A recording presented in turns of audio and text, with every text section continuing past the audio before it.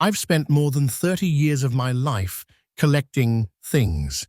From the very first pieces of furniture in our little home when I got married, to every chair, every lamp, every rug, even the boxes whose contents no one remembers anymore.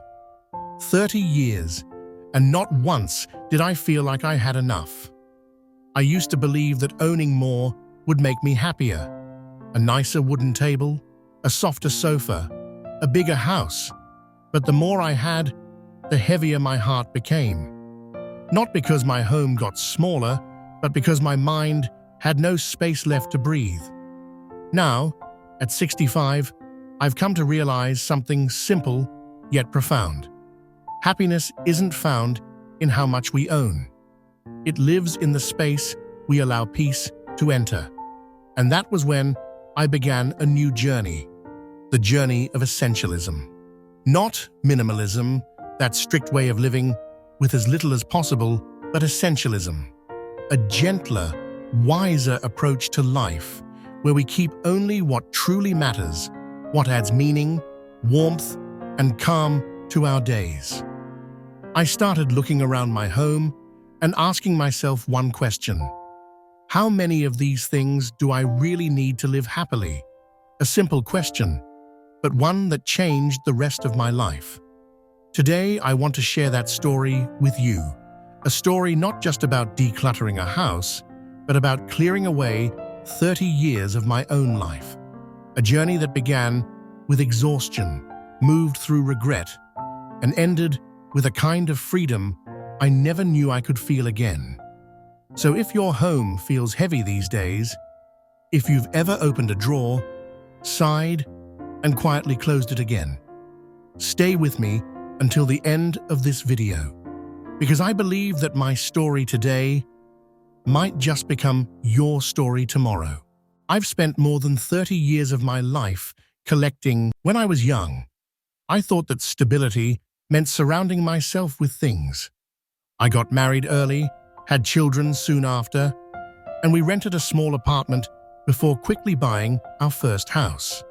And of course, a bigger house meant we needed more furniture, and I say needed with all the innocence of youth.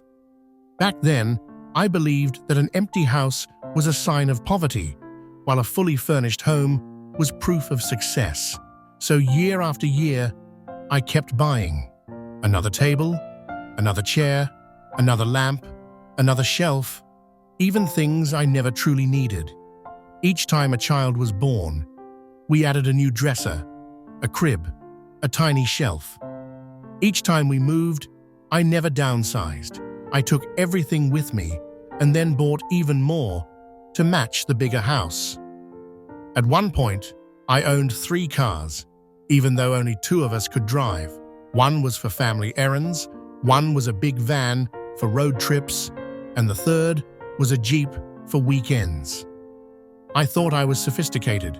Looking back now, I see a man who was simply trying to fill the empty spaces inside with more and more things on the outside. As the years passed, the stuff piled up. The houses got bigger, the rooms wider, but somehow I felt more crowded than ever. We even rented a storage unit just to hold things no one remembered owning. The "someday I'll use this" items that never saw the light of day again. I had an entire corner of the house for unfinished dreams, a guitar I never learned to play, a treadmill collecting dust, and boxes labeled memories that hadn't been opened in years. Every time I planned to clean up, I'd say, "Not today, I'm tired." And that "not today" stretched on for 30 years. Looking back, I realize I didn't need more stuff. I was just afraid of emptiness. A part of me believed that if the house stayed full, then maybe my life was still full too. But I was wrong. The fuller my home became, the emptier I felt. Empty of space, empty of peace, empty of myself. It was a cycle, one I didn't recognize until everything began to overflow. I couldn't breathe anymore, not in my home, and not in my heart. And then, something small but powerful then happened. A simple moment that forced me to stop. And that's where my turning point began. Everything started to change the year I retired. For the first time in decades, there were no morning meetings, no packed schedules, no excuses to stay busy. I thought I would feel relaxed, but instead, I felt empty. I moved into my mother's basement, a small, quiet space. It sounds almost funny, doesn't it? A 65-year-old man living with his mother. But that's exactly where I began to see clearly for the first time. On the first day I moved in, I brought everything with me: chairs, wooden cabinets, memory boxes, photo frames, even old lamps. I filled every corner, trying to make the place feel like a real home. But when I looked around, I realized something startling. The room felt more crowded than my memories themselves. It wasn't a space for living. It was a museum of things I couldn't let go of. That night, I sat in the middle of it all, surrounded by the very items that once made me proud. And for the first time, I asked myself a question. Why did I bring all of this, if none of it makes me happy anymore? That question echoed in my mind all night long. And when I woke up the next morning, I knew what I had to do. Not for anyone else, not to prove anything, but for myself. That day, I decided to begin a new way of living, a way I now call Essentialism. And just like that, I began. I started with the simplest place, the kitchen. Maybe because it was where I used to spend most of my time, and also where the clutter was most obvious. I opened each cabinet, and what I saw wasn't food. It was memories. Expired jars of spices from who knows when. Pots I once used when my children were little, and bowls I had kept for years because I might use them someday. I picked up each item and asked myself one simple question. Do I really need this? A simple question, yet not an easy one to answer. I realized I wasn't just storing things in those cabinets. I was storing feelings. I was keeping things because I was afraid to forget, afraid that one day there would be nothing left to remind me of those years. But as I began to let go, one item at a time, that heavy feeling inside me slowly began to lift. I took the things I no longer used, placed them gently into donation boxes or the trash. And strangely, as the shelves began to empty, I felt like there was more room inside me to breathe. On the second day, I moved to the living room. It used to be the place where I spent most of my time, watching TV, talking to people, or simply sitting there because I didn't know where else to be. The shelves were lined with trinkets, small statues, picture frames, candles, vases, and dozens of little things I once thought were beautiful. Now, they were nothing more than dust collectors. I started choosing again. If something made me smile when I looked at it, I kept it. If it made me sigh or feel nothing at all, I let it go. In the end, the shelves held only a few photos of my children and grandchildren, a picture of my parents, and a few books I truly loved. The room felt lighter, warmer, no longer too full, but just right. And as I looked around, I finally understood. I didn't need a room full of things to be happy. I just needed a room that meant something. Then came the bedroom. The hardest part. It was filled with clothes, shoes, and memories that were not easy to part with. I had dozens of shirts, many still with tags, never worn. I had shoes I'd bought on a whim, thinking I might wear them someday. And there they were, untouched for years. I opened the closet and laughed, a mix of amusement and sadness. Then I began. I kept only the clothes I had actually worn in the past year. The rest I folded neatly into donation bags. I also let go of gifts I had kept out of guilt.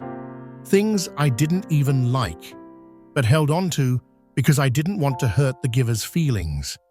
Now I understand. They gave those gifts out of love, not to make me keep them forever. The love remains, even when the gift is gone. When I closed the final box of clothes, I sat down on the bed and felt as if I had just set down a giant stone I'd been carrying for years. I looked around the room, now more open and bare. Not cold, not empty, just peaceful. But perhaps the hardest things to let go of weren't the physical ones. They were the invisible things I'd carried all along. The guilt, the regret, the thoughts of, what if I need this someday, and the fear of facing change itself. I realized decluttering isn't just about cleaning a house, it's a spiritual practice. Every item I let go of was a small lesson in accepting that I had changed. Not weaker, just lighter, less attached to proving that I needed to hold on to everything. Sometimes I would stop for a while, just to sit quietly in the stillness. The afternoon light would pour through the window, dancing across the new open spaces. It felt as though the house itself was breathing with me.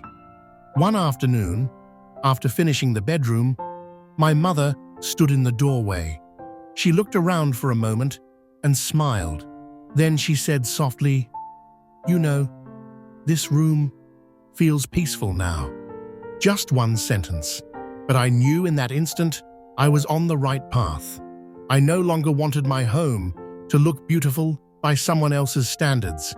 I wanted it to be quiet and alive, a place where every remaining item had a reason to exist. And so, day by day, I kept going. No rush, no pressure, just one small thing at a time. A cracked cup, an old magazine. Sometimes, even a small burden from my heart. Decluttering slowly became a ritual of healing. No longer a task, but a moment of returning to myself. I started sleeping better, eating slower, talking more with my mother. The little house grew brighter, and the miracle was, so did I. Now, when people ask me, "How could you let go of so much?" I simply smile and say, "I didn't throw anything away. I just chose to keep the best parts." Decluttering, I've learned, isn't about losing. It's about choosing how you want to live the rest of your life. And once you understand that, every object becomes lighter. I no longer feel like I've lost anything. In fact, I feel one thing. I've come alive again. I once thought decluttering was just about making my home look neat. But with every item I let go of, I began to realize something much deeper. I was learning how to release the person I used to be. Objects don't just take up space in our homes, they take up space in our minds. They hold our past, our choices, our mistakes, and sometimes the fears we've been avoiding for years. Someone once asked me, "Are you a minimalist now?" I smiled and said, "No, I'm not a minimalist. That philosophy can sometimes strip life down too bare. What I follow is essentialism, living with intention and selectivity. Not too little, not too much, just enough to hold what truly nourishes both my life and my soul." For me, the difference is emotional. Minimalism focuses on removing. Essentialism focuses on keeping. Keeping what brings peace. Keeping what tells the story of who we are. I still keep a few old photographs of my family, a book my father once read, and a small watch my mother gave me when I turned 20. They aren't just keepsakes. They're the heartbeat of memory, a quiet bridge connecting me to those I've loved, even if they're no longer here. But I don't need 10 of each. Just one is enough. Only the things that still carry a soul, Those are the ones I keep. I've come to understand that life doesn't need to be crowded to feel complete. A home doesn't need to be full to feel warm. Sometimes it's the empty spaces that allow us to finally hear our own hearts. Every morning, when sunlight filters through the window, it feels as if the house is smiling with me. No more clattering to find things. No invisible heaviness. Just a calm quiet. The same quiet I once feared, but now welcome as a friend. Maybe we're not truly afraid of decluttering. Maybe we're afraid of facing ourselves, the parts we haven't touched in a very long time. But you'll see, once you find the courage to begin, everything slowly becomes lighter. Not just your home, but your whole life. I've shared my story with you, a man who spent 30 years surrounded by things, only to realize that the heaviest parts of his home weren't made of wood or metal.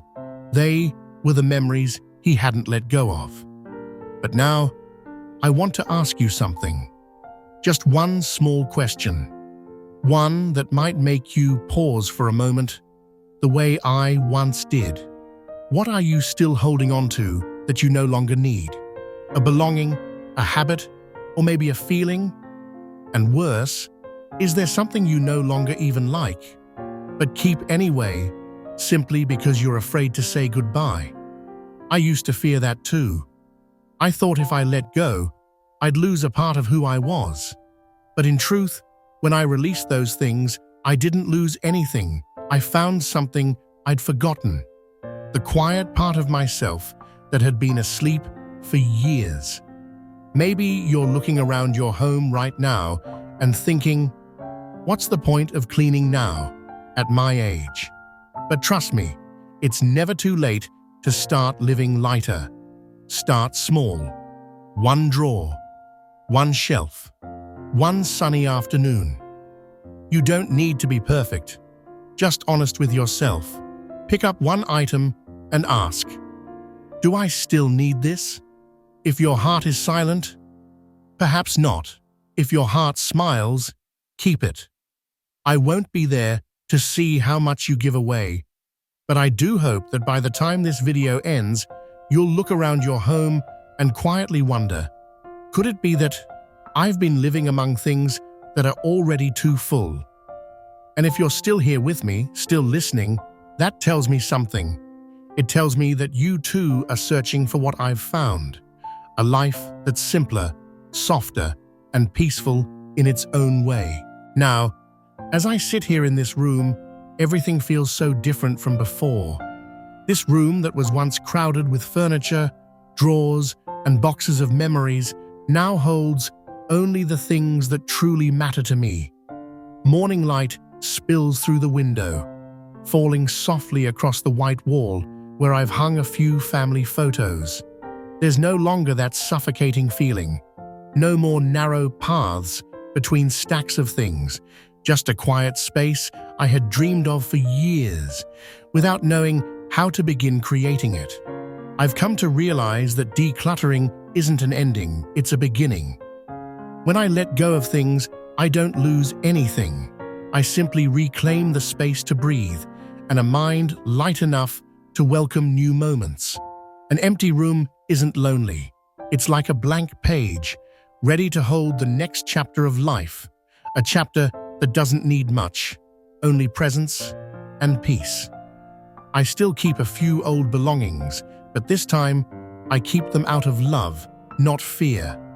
Each item that remains has its own story, and I cherish them the way I cherish the road that brought me here. You know, when I look back, I don't see 30 years of belongings lost. I see 30 years of freedom rediscovered. And if you're sitting in a home filled with memories right now, unsure of where to begin, know this: you don't have to do it all today. Start small. Just one corner, one drawer, one shelf, maybe even a single chair by the window. Start there. Start with one deep breath and one honest question. What story do I want this space to tell about my life. And if you're still here with me, all the way to the end, thank you, truly. Because that tells me you're not just trying to tidy a house, you're searching for a way to live lighter, deeper, and more peacefully. And if today you do just one small thing, if you simply open a drawer, look inside and smile, then you've already begun. Remember, living lightly doesn't mean living with less. It means living with enough room for your soul to rest. I'll see you in the next video, where we'll explore more gentle ways to keep not only our homes, but also our hearts clear, calm, and at peace.